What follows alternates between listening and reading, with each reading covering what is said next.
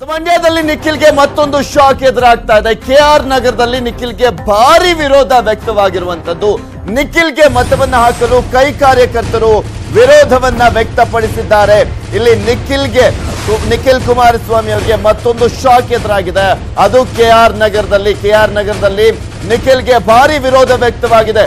ನಿಖಿಲ್ಗೆ ಮತವನ್ನ ಹಾಕುವುದಕ್ಕೆ ಕಾಂಗ್ರೆಸ್ನ ಕಾರ್ಯಕರ್ತರು ವಿರೋಧವನ್ನ ವ್ಯಕ್ತಪಡಿಸಿದ್ದಾರೆ.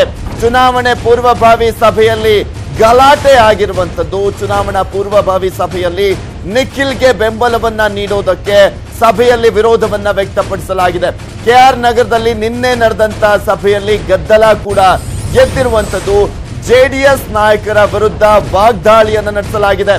ಜೆಡಿಎಸ್ಗೆ ವೋಟ್ ಹಾಕೋದಿಲ್ಲ ಅಂತ ಕಾರ್ಯಕರ್ತರು ಆಕ್ರೋಶವನ್ನ ವ್ಯಕ್ತಪಡಿಸಿದ್ದಾರೆ. ಬೇಕಿದ್ರೆ ಪಕ್ಷದಿಂದ ಉಚ್ಚಾಟಿಸಿ ಅಂತ ಕೂಡ ಕೂಗಾಟವನ್ನ ಮಾಡಲಾಗಿರುವಂತದ್ದು ನೋಡಿದ್ವಿ. ಈ ಒಂದು ಕೆಆರ್ ನಗರ ಕ್ಷೇತ್ರ ಕೂಡ ಜೆಡಿಎಸ್ ನ ಭದ್ರಕೋಟೆ. ಇದು ಸಾರಾ ಮಹೇಶ್ ಅವರ ಕ್ಷೇತ್ರ. ಈ ಒಂದು ಕ್ಷೇತ್ರದಲ್ಲೂ ಕೂಡ ಮೈತ್ರಿಯ ಸಮನ್ವಯತೆ ಇಲ್ಲ ಅನ್ನೋದು ಸ್ಪಷ್ಟವಾಗಿ ಗೊತ್ತಾಗ್ತಾ ಇದೆ.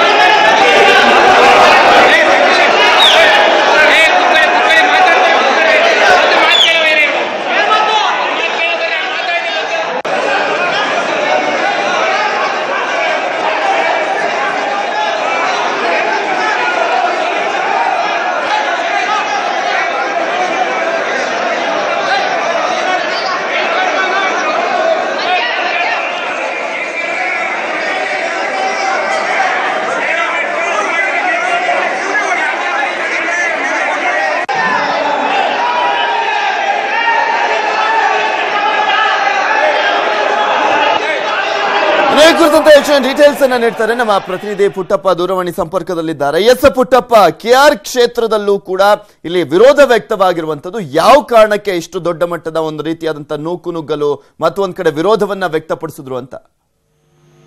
ಪೃಥ್ವಿರಾಜ್, ಇದು ಕಾಂಗ್ರೆಸ್ ಸಭೆಯಲ್ಲಿ ಆಗಿರುವಂತಹ ಒಂದು ಘಟನೆ. ಮೈಸೂರಿನ ಕೆಆರ್ ನಗರ ಕ್ಷೇತ್ರ ಅಂದ್ರೆ ಅದು ಮಂಡ್ಯ ಲೋಕಸಭಾ ಕ್ಷೇತ್ರದ ವ್ಯಾಪ್ತಿಗೆ ಬರುತ್ತೆ. ಅದು ಸಾಕಷ್ಟು ಜಿದ್ದಾಜಿದ್ದಿಯ ಕಣವಾಗಿರೋದ್ರಿಂದ ಕೆಆರ್ ನಗರ ಕ್ಷೇತ್ರದಲ್ಲಿ ಸಾರಾ ಮಹೇಶ್ ಅವರ ವಿರೋಧ ಬಣವು ಸಹ ಹೆಚ್ಚಾಗಿರೋದ್ರಿಂದ ಸಾರಾ ಮಹೇಶ್ ಅವರಿಗೆ ನಿಖಿಲ್ ಅವರನ್ನ ಗೆಲ್ಲಿಸುವ ಒಂದು ಒತ್ತಡ ಇದೆ. ಈ ಹಿನ್ನೆಲೆಯಲ್ಲಿ ಕಾಂಗ್ರೆಸ್ ಹಿರಿಯ ನಾಯಕರ ಮೇಲೆ ಒತ್ತಡ ಹಾಕಿ ಕೆಆರ್ ನಗರದಲ್ಲಿರುವಂತಹ ಕಾಂಗ್ರೆಸ್ ನಾಯಕರೆಲ್ಲರೂ ಸಹ ನಿಖಿಲ್ಗೆ ಕೆಲಸ ಮಾಡಬೇಕು ಅನ್ನೋ ಒಂದು ಸೂಚನೆಯನ್ನ ಕೊಡಿಸೋದಕ್ಕೆ ಮುಂದಾಗಿದ್ರು. ಈ ಹಿನ್ನೆಲೆಯಲ್ಲಿ ಅವರು ಸಭೆಯನ್ನು ಸಹ ಕರೆದಿದ್ರು. ಆದ್ರೆ ಕಾಂಗ್ರೆಸ್ ನಲ್ಲಿ ಎರಡು ಬಣಗಳಿದೆ ಕೆಆರ್ ನಗರದಲ್ಲಿ. ಒಂದು ಐಶ್ವರ್ಯ ಮಂಚನಹಳ್ಳಿ ಎಂಬ ಎಐಸಿಸಿ ವಕ್ತಾರೆಯವರ ಬಣ ಮತ್ತು ಇನ್ನೊಂದು ಮಾಜಿ ಸಾರಾ ಮಹೇಶ್ ಅವರ ವಿರುದ್ಧ ಸ್ಪರ್ಧಿಸಿ ಸೋಲಿಸಿದಂತ ರವಿಶಂಕರ್ ಅವರ ಬಣ. ಈ ಇಬ್ಬರು ಬಣದ ಗಲಾಟೆ ಆಯ್ತು. ನಾವ್ಯಾಕೆ ಜೆಡಿಎಸ್ಗೆ ಕೆಲಸ ಮಾಡಬೇಕು ಅನ್ನೋ ನಿಟ್ಟಿನಲ್ಲಿ ಕಾರ್ಯಕರ್ತರು ಪ್ರಶ್ನೆಗಳನ್ನ ಹಾಕಿದ್ರು.